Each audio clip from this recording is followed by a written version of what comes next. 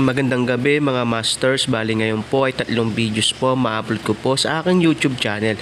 Tama nga mga masters, 3 videos nga po ma-upload ko po. Yon, what's up mga masters? Nandito na naman tayo sa panibagong araw, panibagong kabanata na naman ang pagsasama-samahan natin ngayon guys.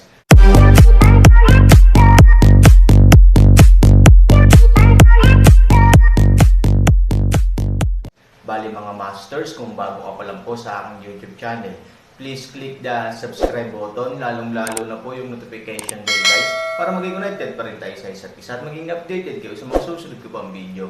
Bali mga masters, bago natin umpisahan ng kwento ay mag-shoutout po muna tayo para sa mga solid nating tagapakinig. Sobra akong nagpapasalamat sa inyo mga Sec Masters at aking mga Emperor. Maraming salamat sa solid na pagsuporta nyo. Yun na nga mga masters, no? Bali hindi na ito patagalin. In 3, 2, 1, let's go!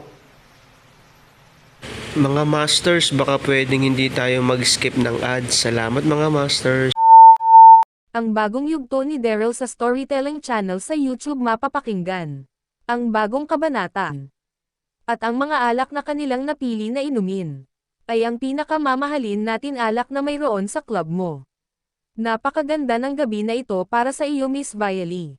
Tama lang ang naging desisyon mo na gumawa ng isang event ngayon sa iyong club para makapukaw ng atensyon ng madaming tao. At ang mayayaman na kalalakihan na ngayon ay nasa glass room ay isa sa mga nakapukaw ng atensyon sa event na ginawa mo. Sabi ni Gemma, nang marinig ito ni Viley.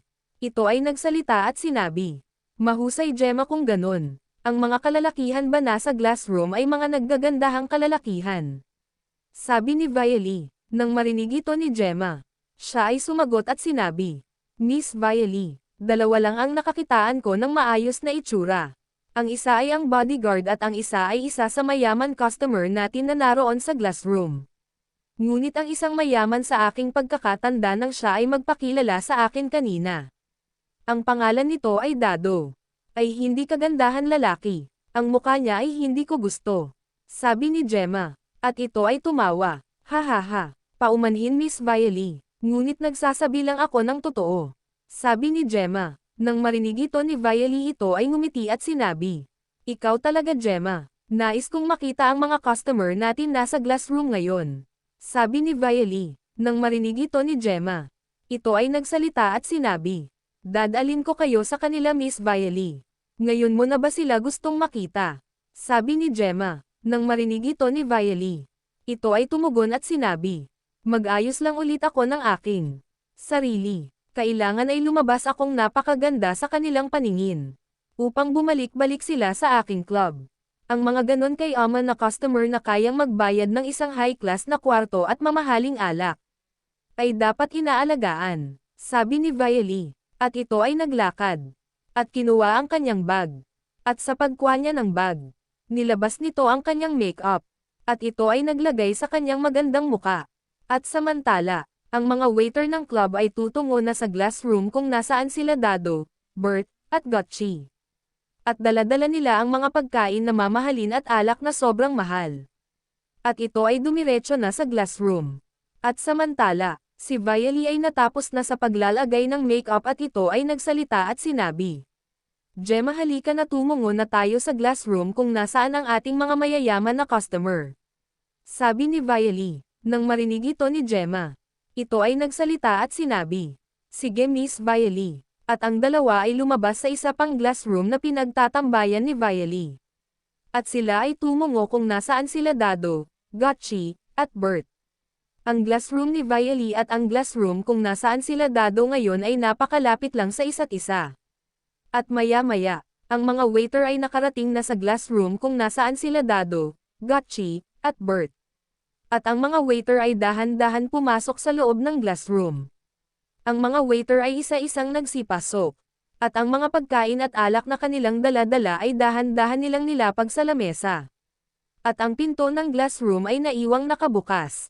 At ang mga waiter ay ngumiti kila Dado at Bert, at mga nagsiyuko. At si Gotchi ay hindi na naman napansin. Ngunit hindi na lang ito pinansin ni Gotchi. Kunwari ay nagsawalang tibo na lang siya. Ngunit sa totoo lang, si Gotchi ay sobrang galit na galit dahil ngayon siya ay sobrang binabaliwala. At ang mga waiter ay nagsalita at sinabi, Mga Ginoo, sana ay magustuhan nyo ang dala-dala namin alak at ang mga pagkain na ito ang mga pinakamasasarap. Mag-enjoy kayo ngayon gabi. Maiwan na namin kayo mga Ginoo. Sabi ng mga waiter. Nang marinig ito nila Dado, Gotchi at Bert. Si Dado ay nagsalita at sinabi, "Saglit lang. Nais ko lang malaman. Nasaan si Miss Gemma? Akala ko babalik siya dito para isa siya sa magdadala ng aming mga order." Sabi ni Dado. Sa pagsabi ni Dado ng ganon mga salita, biglang may sumagot na boses ng babae. At sinabi, "Nandito ako Ginoo. Paumanhin kung hindi ako sumabay sa kanila na magtungo ulit dito. Dahil may sinundo lang ako." Sabi ni Gemma at ito ay agad-agad na pumasok sa glass room. At sa kanyang likuran si Viley ay dahan-dahan pumasok din sa glass room. At nang makita ito nila Dado, Gotchi, at Bert, ang tatlo ay napatingin sa likuran ni Gemma. At si Bert ay napabulong kay Dado. "Emperor Dado, mukhang nagtagumpay ang iyong idea. Hindi ako pwedeng magkamali." Ang babaeng nasa likuran ni Miss Gemma ay ang may-ari ng club na ito na si Miss Viley. "Ito ay kusang ang tumongo dito para tayo ay makita," sabi ni Dado sa mahinang boses. Nang marinig ito ni Dado, siya ay palihim na ngumiti. At si Gemma ay muling nagsalita at sinabi sa mga waiter, "Sige na magsilabas na kayo," sabi ni Gemma. Nang marinig ito ng mga waiter agad-agad silang nagsilabas. At nang makalabas na ang mga waiter, si Gemma ay nagsalita at sinabi, "Mga Ginoo, ang aking kasakasama ngayon, ang may-ari ng club na si Miss Viley. Nais niya kayong makita upang magpasalamat ng personal sa inyo.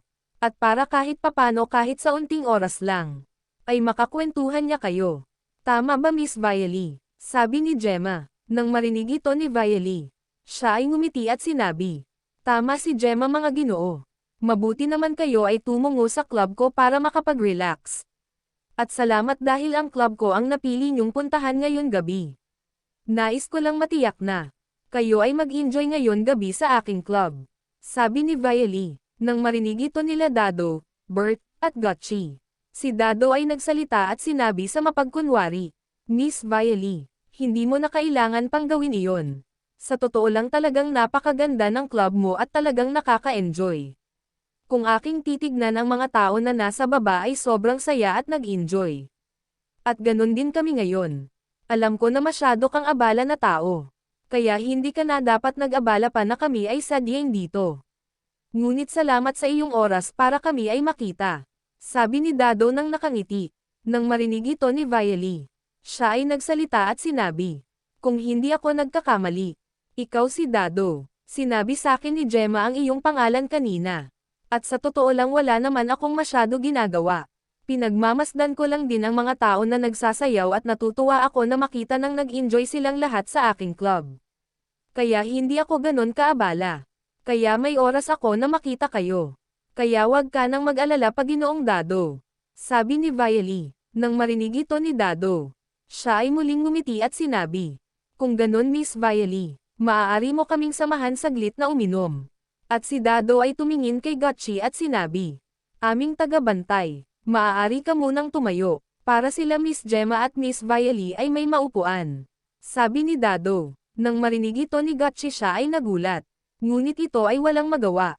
At agad-agad na tumayo si Gotchi.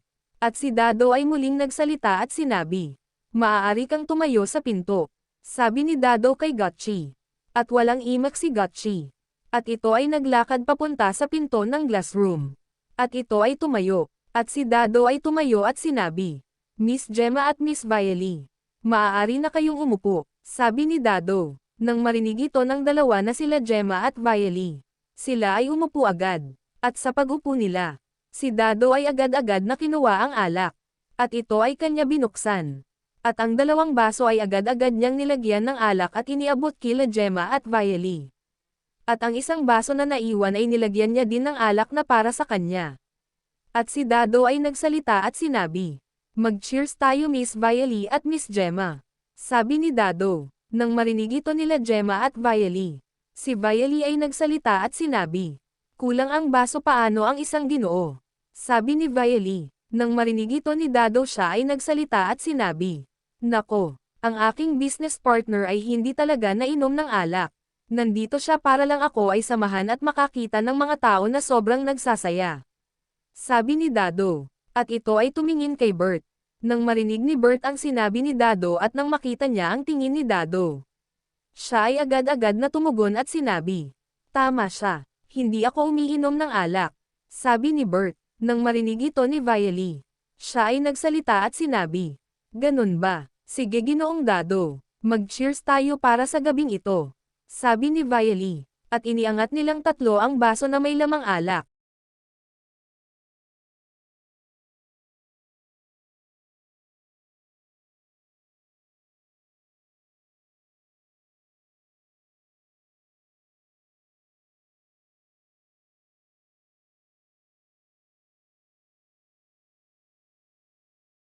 Yun na nga mga masters, no? Bali panibagong kabanata na naman yung natapos natin ngayong gabi. Muli, maraming salamat po talaga sa walang sawang suporta po sa aking YouTube channel na talagang inaabangan nyo po ang bawat upload ko po. Bali mga masters, magkita-kita ulit po tayo bukas ng gabi at ngayon po ay magpapaalam po muna tayo. Bali mga masters, bye-bye!